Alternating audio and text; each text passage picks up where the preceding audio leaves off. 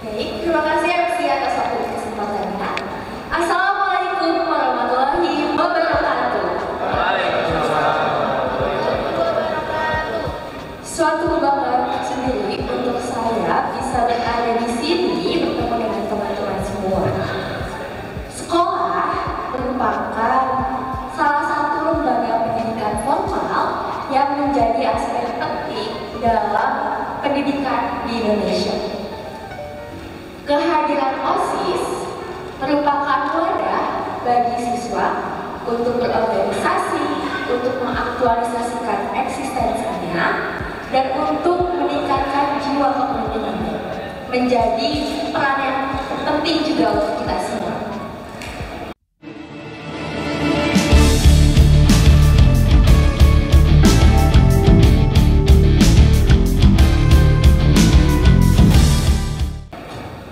Ketua OSIS menjadi ketua dalam suatu organisasi harus memiliki sifat pemimpin dan harus bisa mengembangkan sifat kepemimpinannya untuk memimpin suatu organisasinya dengan baik.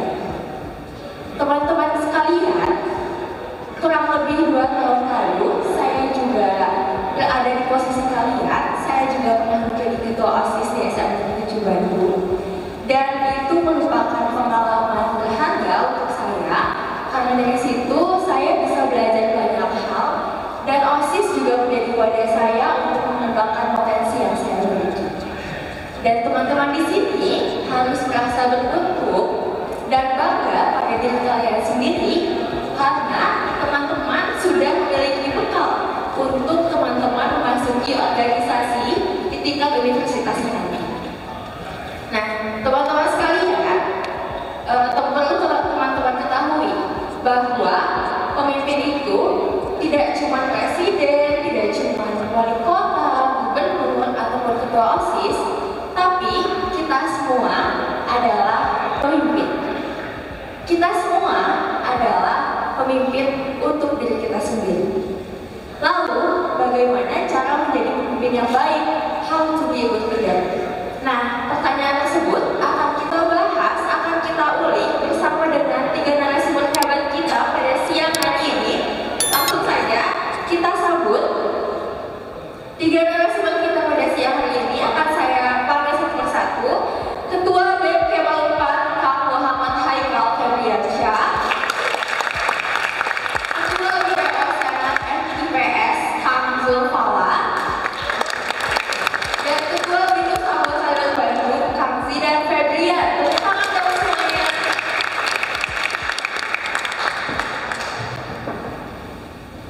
Baik, sudah hadir teman-teman kita, 3 narasumber kita pada siang hari ini. Halo Kang Zidan, halo Kang Zul. Bagaimana nih kabarnya pada siang hari ini? Boleh. Cek. Oke. Alhamdulillah senang sekali bisa hadir di sini. Kabarnya baik dan Teteh gimana kabarnya baik? Alhamdulillah baik. Oke, sebelum kita lanjut kepada sesi diskusi kita pada siang hari ini, saya akan membaca terlebih dahulu kurikulum vitae dari narasumber kita. Yang pertama ada Kang Muhammad Haikal Febriansyah. Beliau saat ini menjabat sebagai Ketua BEM Kema 4 2023. Beliau merupakan mahasiswa dari program studi agribisnis dan ada beberapa pengalaman organisasinya, diantaranya yaitu beliau pernah menjadi Ketua BMKM Unpad 2021, Kepala Bidang Profesionalisme Himpunan Profesi Agribisnis 2021, dan Kepala Departemen Kajian dan Aksi Strategis BMKM Karpeta. Selanjutnya, Ketua BPO Senat FIPS, Kang Zulfala. Beliau merupakan mahasiswa dari program studi pendidikan sejarah. Ada pun beberapa pengalaman organisasi, diantaranya yaitu Kabiro Organisasi Himas 2022-2023, Kabiro Menalat Intelektual PNI Rayon FPIPS 2023-2024, dan Ketua Komisi Aspirasi DPR Himas 2023-2024. Selanjutnya yaitu Kang Zidan Febrian sebagai Ketua Binus Ambasador Bandung. Beliau merupakan mahasiswa dari program studi Public Relations dan ada pun beberapa pengalaman organisasi, diantaranya yaitu Outreach for Indonesia Student Community East Java. Lalu first year program leader University East Java. Selanjutnya yaitu Team Leader of Public Relations Division of Global Development Group Company. Tepuk tangan dulu dong untuk tiga narasumber. Nah, sebelumnya nih, sebelum kita lanjut ke topik pembahasan kita pada siang hari ini, yaitu bagaimana sih cara menjadi leader yang baik, aku mau nanya dulu nih buat kakak-kakak ini. Apa sih yang menjadi dorongan kakak-kakak ini sehingga akhirnya memutuskan untuk oke, saya mau menjadi ketua BEM, saya mau menjadi ketua BPO, dan saya mau menjadi perwakilan dari Binus University ini. Gimana? Silakan. Mungkin bisa dari Kak Haikal terlebih dahulu. Oke, ini pertanyaan pembukanya menarik banget ya. Terima kasih. Sebelumnya mau nanya yang sekarang jabatannya ketua OSIS boleh angkat tangan? Oke, boleh turun lagi. Simpelnya, kalau aku kenapa sih mau jadi ketua BMK 54? Yang pertama, aku kuliah kurang lebih sekarang udah 4 tahun gitu. Dalam 4 tahun kuliah, dalam satu angkatan itu kurang lebih 8.000 orang. Hanya punya kesempatan sekali dan hanya satu orang yang bisa menduduki kursi tersebut. Dan aku punya cita-cita tersebut setidaknya bisa jadi seorang terpilih itu, dan setidaknya aku punya nama dan dikenal oleh orang lain. Dan sekarang aku lagi memimpin kurang lebih 41.000 mahasiswa.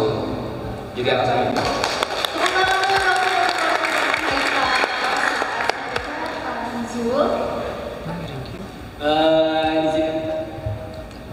Sebelumnya ada yang dari Semansa Bandung. Semansa Bandung ya. Tahu aku sebagai guru, jadi aku sekarang ngajar di Semansa Bandung. Sebenarnya dalam hal memimpin itu kita bukan dalam posisi, kita bukan mencari posisi. Sebenarnya memimpin itu bagian dari hasrat kita sebagai seorang manusia pada akhirnya menjadi seorang pemimpin yang terdapat di Al-Baqarah ayat 30. Nah, pada akhirnya itu mempunyai hasrat besar dari hidup saya. Benar apa yang dikatakan oleh Kak Haikal, itu tuh cuma sekali seumur hidup. Jadi ketika mempunyai kesempatan yang ada, kenapa tidak kita jalankan gitu? Pada akhirnya kesempatan itu tidak datang kedua kali. Mungkin dari saya cukup. Silakan, tepuk tangan dulu dong.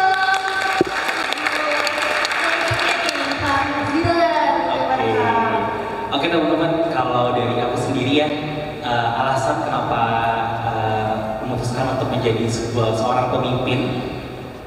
Awalnya kita sadar ya, menjadi pemimpin itu tidak mudah. Kita menaungi banyak kepala, kita mengumpulkan semua banyak aspirasi menjadi satu tujuan yang sama gitu.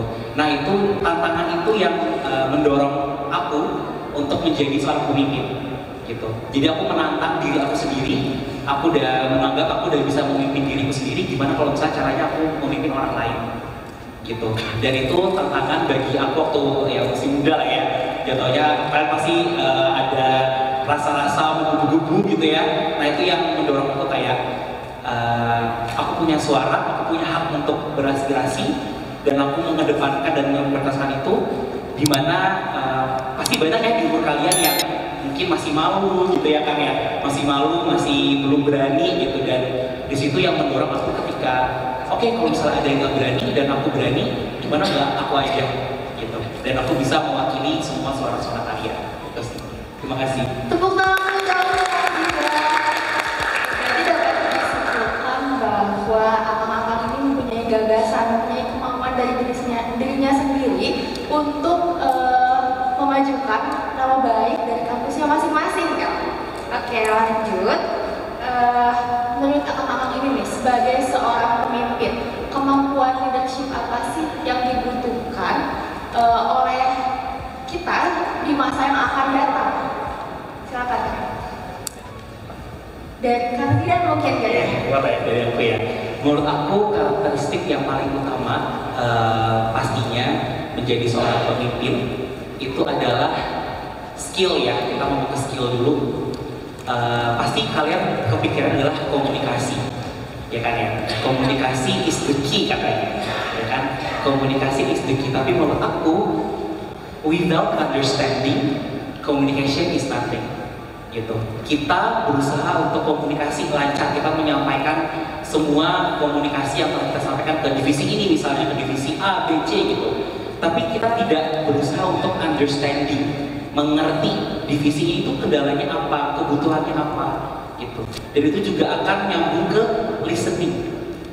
Pemimpin itu mendengar apa sih keluhannya gitu. Tapi tidak hanya didengar, tapi juga dibantu, diberikan solusinya gitu.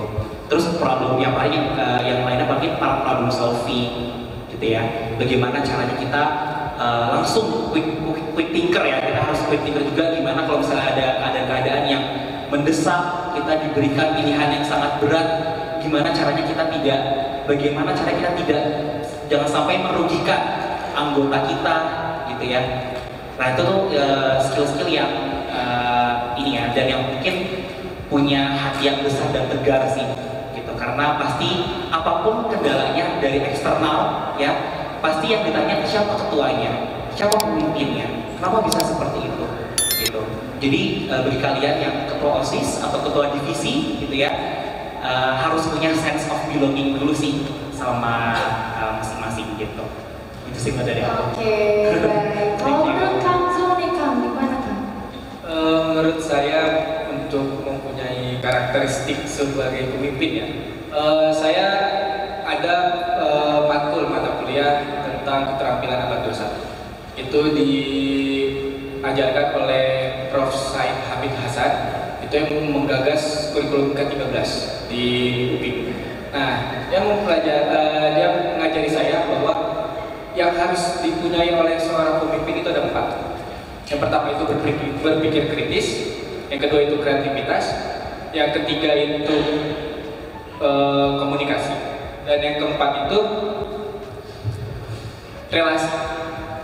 Pada akhirnya, ketika kita mempunyai 4-empatnya itu, betul apa yang dikatakan oleh Kang Zidan, itu mempunyai turunannya dari 4 keterampilan abad 21. Itu mempunyai turunannya, kalian bisa turunkan menjadi seorang yang lebih santai. Pada akhirnya tipe kepemimpinan itu bagaimana kalian memilih tipe kepemimpinan. Ada 3, arokratis itu otoriter, yang kedua demokratis, dan yang ketiga itu bebas. Kalian memimpin tipe kepemimpinan yang mana, dan itu harus diturunkan dari 4 keterampilan itu. Nah, bagaimana kalian menurunkannya? Itu benar apa yang dikatakan Kang Zidan, sense of belonging-nya dari pemimpin kepada staf atau anggota. Pada akhirnya, ketika kalian punya sense of belonging yang lebih, kalian bisa memimpin dengan nyaman dan tidak usah takut bahwa anggota akan misu-misu kepada kalian. Pada akhirnya ketika kalian mempunyai sense of belonging kepada mereka, kalian minta tolong apapun, dan ketika dia tidak bisa tapi dia tetap membantu kalian, itu berarti kalian mempunyai suatu hal yang lebih dan diyakini oleh mereka, anggota kalian itu kamu adalah pemimpinnya. Paling seperti itu. Oke, baik. Nah, kalau dari Kang Haikal sendiri nih, bagaimana Kang? Oke, ini sebenarnya tadi sudah cukup banyak ya input yang bisa kalian terima. Simpelnya gini, jadi pemimpin itu gampang, karena tinggal itu pemilihan. Tapi jiwa kepemimpinan itu yang mahal. Jadi jangan bangga teman-teman menang pemilihan, karena by vote gitu. Tapi menjadi seorang pemimpin bukan diuji ketika pemilu, tapi setahun ke depan teman-teman bisa nggak menjadi pelayan. Jadi jangan bangga jadi seorang pemimpin, jadi ketua OSIS, orang nomor 1 di sekolah, karena sejatinya teman-teman kedudukan dan kastanya harusnya paling rendah. Karena teman-teman menjadi seorang pelayan publik. Maka seorang pelayan publik harus juga memposisikan dirinya. Apalagi teman-teman tidak dibayar ya, jadi ketua OSIS, anggotanya pun nggak dibayar, nggak digaji, lembaga non-profit, maka teman-teman harus bisa jadi pengayom yang baik. Tadi sudah disampaikan gitu ya. Pertama teman-teman, yang namanya tipe kepemimpinan tadi banyak disampaikan. Ini menurut survei McKinsey, sebuah lembaga riset terkait organisasi dan kepemudaan, itu pernah bilang bahwa seorang servant leader atau pemimpin yang melayani itu kuncinya adalah loyalitas, gitu. Maka teman-teman tadi sudah disampaikan juga bahwa teman-teman harus membangun chemistry dan loyalitas. Apa ente mau kerja apa, Ani mau kerja apa, itu kan bahasanya gitu. Dan teman-teman, jadi seorang pemimpin yang paling sulit adalah kita nggak bisa menjadi seorang spesialis. Teman-teman nggak bisa memimpin hanya dengan satu keilmuan dan satu kepakaran. Maka menjadi seorang pemimpin sangat tricky, karena teman-teman harus menjadi seorang generalis. Teman-teman harus mengerti tentang kesekretariatan, teman-teman harus mengerti tentang olahragaan, tentang akademik dan lain sebagainya. Agar satu tujuan, tujuannya apa? Seorang pemimpin harus bersikap adil kepada seluruh anggotanya, dan pemimpin harus bersikap adil kepada seluruh konstituennya. Konstituen itu apa? Seluruh siswa-siswi yang ada di SMA. Jadi teman-teman gak boleh nih hanya mementingkan beberapa karena teman kelasnya golongan IPA misalkan gitu kan, yang IPS dipinggirkan, yang IPS dibanggakan, yang IPA disingkirkan, gak boleh. Maka seorang pemimpin yang paling penting, apapun gaya pemimpinannya, bagaimanapun bentuknya, maka yang paling penting adalah harus bisa bersikap adil. Pemimpin, makanya disebutkan kan, kalau misalkan kita cari pemimpin, carilah pemimpin yang adil, arif, dan bijaksana gitu. Jadi itu bukan hanya sebatas slogan, tapi itu juga bisa diimplementasikan dan itu bisa diterapkan di teman-teman dalam seharian gitu. Oke, berarti intinya kita harus menjadi pemimpin yang adil dan harus menjaga komunikasi dan saling mengerti juga antar anggota kepengurusan organisasinya. Dan kita